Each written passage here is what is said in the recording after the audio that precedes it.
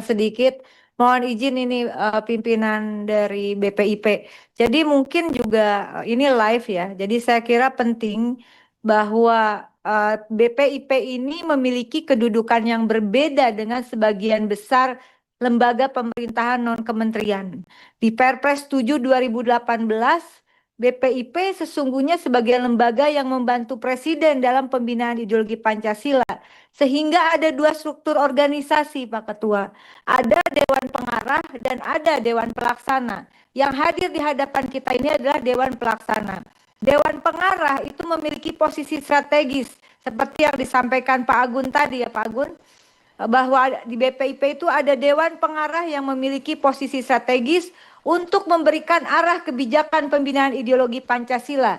Sedangkan Dewan Pelaksana bertanggung jawab menerjemahkan arah kebijakan tersebut menjadi program kegiatan dan penggunaan APBN sesuai amanat pasal 3 dan pasal 4 Perpres 7 2018 perlu dalam hal perumusan kebijakan, koordinasi nasional, standarisasi pendidikan pelatihan, penyelarasan regulasi, serta evaluasi pembinaan. Ini isi perpresnya.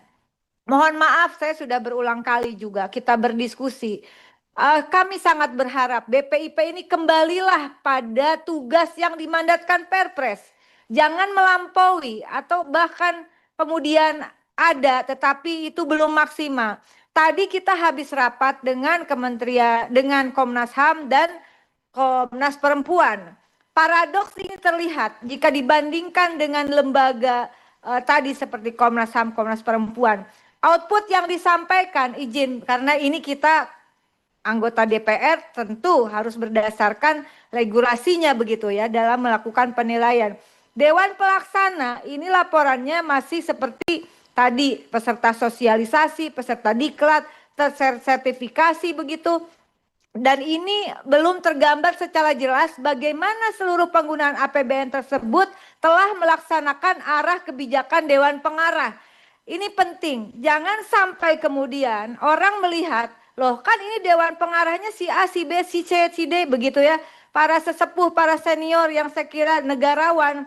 Tetapi karena ada arah dari kegiatan dan kebijakan yang tidak mencerminkan apa yang sesungguhnya menjadi tupoksi dari BPIP menurut regulasinya, kita lihat bandingkan dengan lembaga di bawah pengawasan Komisi 13 saja.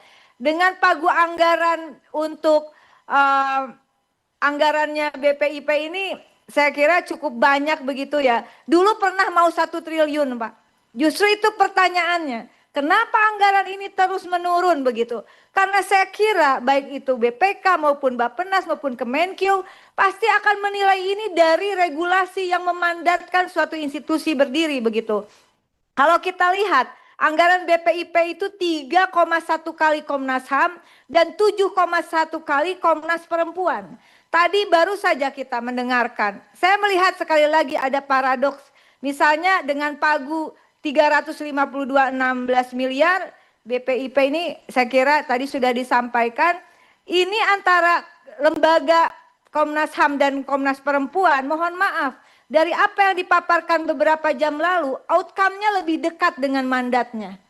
Dan serta penanganan ribuan pengaduan HAM dan kekerasan terhadap perempuan. Serta rekomendasi kebijakan yang ditindaklanjuti.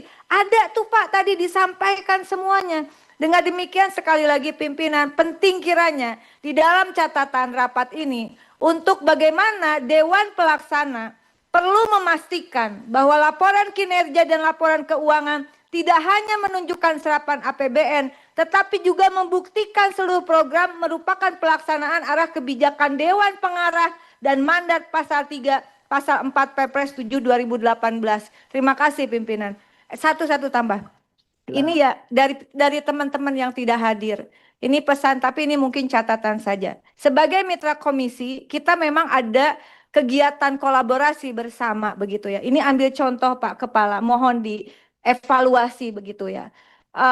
Pertanyaan teman-teman ketika kami mendapatkan program untuk kolaborasi di daerah pemilihan, bolehkah lokasinya tidak di hotel-hotel mewah? Bolehkah kita bekerja sama untuk masuk ke sekolah, masuk ke kampus, dari sini saja terlihat begitu. Dan hati-hati, jangan sampai kemudian ada suatu pola bahwa IO-nya harus dari BPIP. Karena program yang kami mitra dengan mitra komisi ini, kementerian lembaga, itu diaudit oleh BPK. Jangan sampai kami terkena sesuatu yang sebetulnya penyelenggaranya adalah BPIP. Dan jujur, maaf sekali, jujur Pak, kami sebetulnya kurang sreg. Kalau bekerja sama, makanya saya belum pernah ngambil kan program di BPIP. Saya merasa ngumpulin orang di hotel mewah, 100, 200 orang, lalu dibagi transport dan sebagainya. Itu menurut kami kurang Pancasila, Pak. Bukan itu ukuran Pancasila. Ini para senior dengan pengalaman soal ilmu Pancasila yang tinggi, saya kira masukan ini juga menjadi penting untuk kita perbaiki bersama. Terima kasih. Ini catatan Pak Kepala.